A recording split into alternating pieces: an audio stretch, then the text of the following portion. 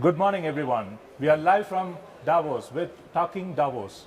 Today, we are going to meet a very interesting guest on Talking Davos, which is an informal discussion with leaders who are attending the annual meeting of the World Economic Forum in Davos and discuss with them on topics that are of very importance to young people across the world. Today, we have a very special guest. He is someone who is an entrepreneur from the age of 15. At the age of 16, he invented something called a geek's phone, which we need to find out what it is. At the age of 19, he had 3 startups. He had started 3 startups by the age of 19. His name is Javier Aguera. He's a global shaper from the Madrid hub, and he's the chief scientist of Silent Circle in Spain.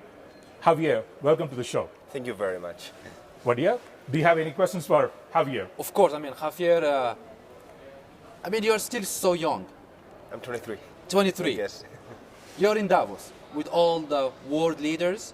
How it feels? Well, it's a privilege, and it's a great opportunity for not only personally for meeting interesting people, but also for representing the people of my generation, of my age, that normally don't have a place in these kind of gatherings. Mm-hmm. So it's a great opportunity to learn.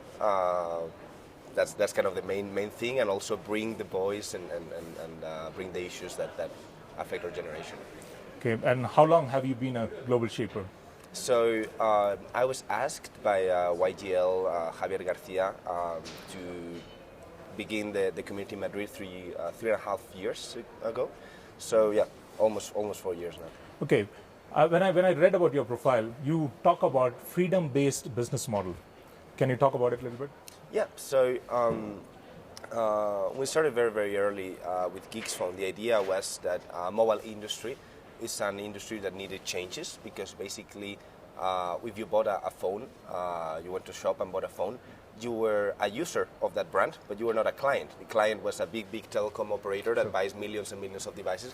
So there was a big disconnection between the people using the devices and the companies making them and designing them. So innovation was not flowing both ways, and maybe the characteristics of the phone were not the ones you needed, it's the ones that the mobile operator needed. So we always had that idea of giving back the voice to the user, giving back freedom. And now with Black Phone and then with Silent Circle, we're trying to enhance your privacy and give you tools to protect yourself and your data. So we believe that the most essential thing for freedom is actually knowing what you have and not exposing it to the other companies. Interesting. So you are in the business of phones. I remember we met 2 years ago in the annual meeting of the new champions in Tianjin. That's correct. And by that time, you were rocking the scene because you invented what is to be one of the most secured phones in the world. So can you tell us more about that? So we created the Black Phone as a phone that is supposed to do exactly the same as the phone in your pocket. So the idea is that we are supposed to replace the one you have in your pocket without you noticing, so you can still use all your apps, all your social media, all you want. But a device that is designed to protect your privacy as well. Okay. So it allows for having secure communication, so making sure that if I'm talking to you, no government or no competitor company or no other can be on the line listening to what you're saying, especially if you're in a high corporation and you're in government. And then that all the apps, all the social services or all the media we use in the day-to-day don't have access to data that you don't want to give access to. So if you don't want to give access to your location, your contact list, your things, they shouldn't get it unless you give permission. And that's what we give you the control. But while keeping the normal experience and the normal things that you're used to do with a normal phone. So I'm sure a lot of head of states are using it. Quite a few. Quite a few. Of course, you will not tell us who. I can tell you somewhat. I can only talk about the people that tweet that are using it. Okay. So, for example, Shaquille O'Neal, okay, the NBA player, tweeted that he made a tweet like, "No one else is gonna see what I'm texting to my wife." I say, "Okay, that's fine." Interesting. But yeah, obviously, the people that buy the phone are very secretive with with what they use. Do you have the phone with you right now? I have the phone with me. Yeah. Can you show to the viewers? Absolutely. And can you tell us how different it is from a smartphone? So with the phone. Yeah, at the end of the day, well, it looks like a normal phone. It's a big phone like the big iPhone, but it costs the same as a high-end phone. Okay. So it's not like something that's 2 times as expensive or 10 times as expensive. It's a normal phone in that sense. It's high-end.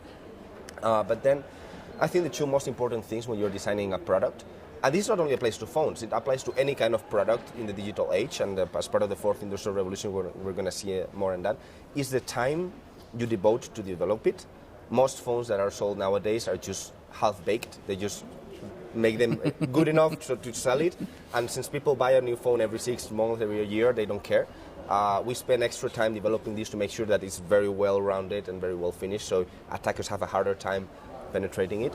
On top of that, obviously, there's technologies that protect you and things like that, but the other important thing is updates. So we live in a society where technology is not built to last. You buy a printer and it lasts 2,000, 10,000 prints, and then it breaks down. Same with phones. You buy a phone and within 1 year, 2 years, it's unusable. So we make sure that we update our software very, very often, every 2 weeks, 3 weeks, 4 weeks, to make sure that if there's an attack of these new features for your phone, we are fixed and you're protected in that sense.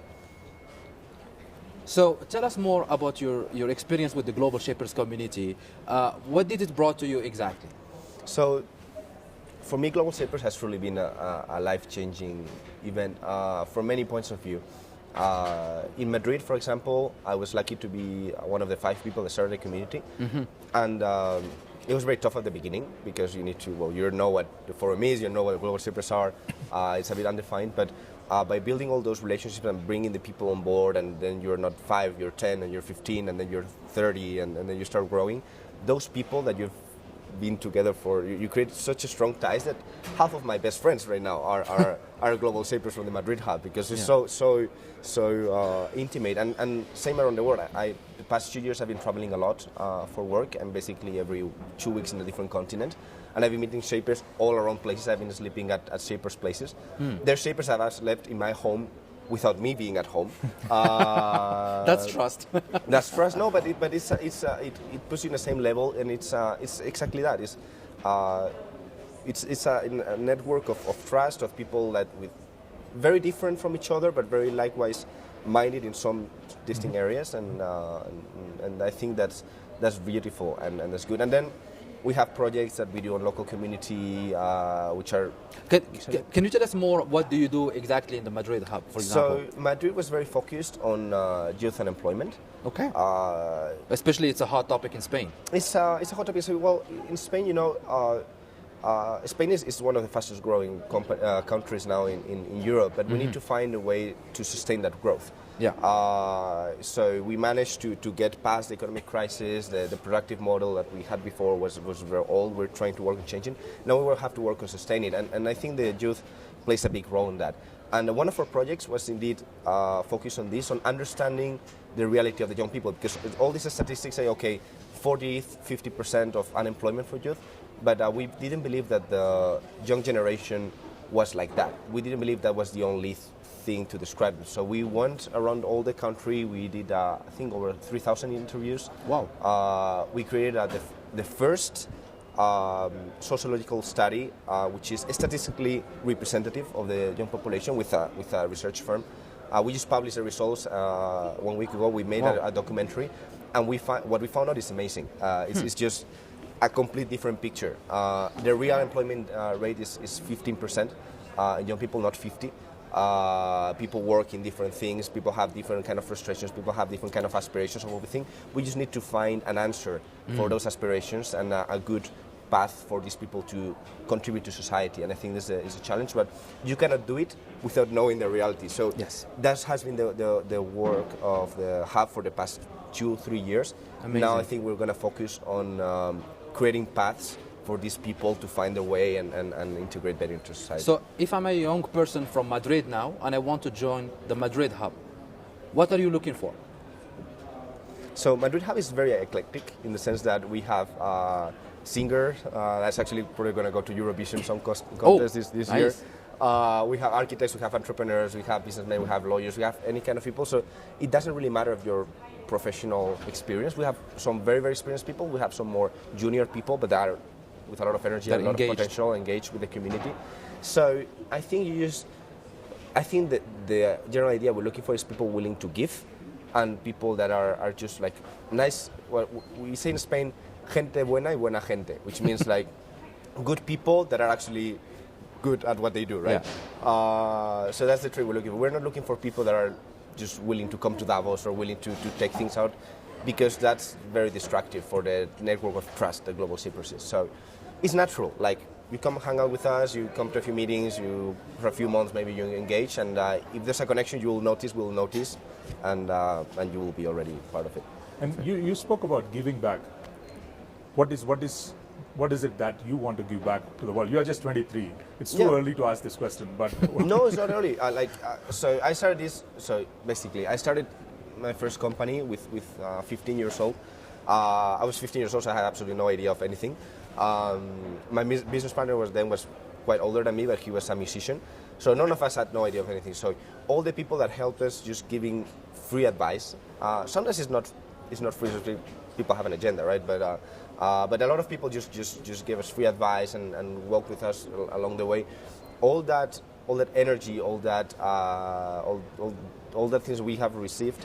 Obviously, then you have to work hard, and then you need to be lucky to be at the right place at the right moment, and then you need to have a good idea and execute well. But all that piece of advice, all that helps, all those connections that people make for you at certain moments, that's critical. And I feel that by giving back and helping other, not only entrepreneurs, but just people that are trying to do their thing, can only mean good. If not for paying back what you received, at least for generating value in the society, and I think that's super important. That's quite interesting. Like, for young people who are watching this show, young people like you, now you have been an entrepreneur for the last 8 years. Tell us a little bit about some of the most difficult moments that you went through, how you overcame it, and what are some lessons learned? Yeah, so we've been quite used to the tales of like these fantastic panels. We have these super famous entrepreneurs, or even movies, Hollywood movies that tell you the story. And it's true that the more you tell a story, if you tell a story every day, you start forgetting about the bad parts and you start just only telling the good ones. It's a natural thing, because you try to keep the good memories and then you make it shorter and nicer and stuff. But the reality is that it's a very, very hard journey. And especially as we always had money constraints, and doing hardware, doing devices, manufacturing, that's very, very complex. We had moments where we had to choose between firing someone or keeping the company alive enough and maybe hire him back because we didn't want him to leave, but we don't have no money. Those kind of situations are very, very hard. And then once your company starts scaling up, you're dealing with bigger stuff, it gets tougher. I think for me the hardest is when you disappoint a customer, because if someone comes and is paying $800 for this thing, is trusting you. You're not a Nokia, you're not a, well, Nokia's unfortunately not here with us anymore, but you're not a Samsung, you're not a big one. So they're trusting you. They're trusting you with their money even. It's not like an online service, it's like they're putting real money in. That's a high expectation into me. It's even bigger than your investors or whatever. So failing to those people, not delivering on time, or giving a product that is not what you want, that's quite terrible, because then they're at your door and they Sure. There, and so. what is, before we wrap up this session, what is success to you in life?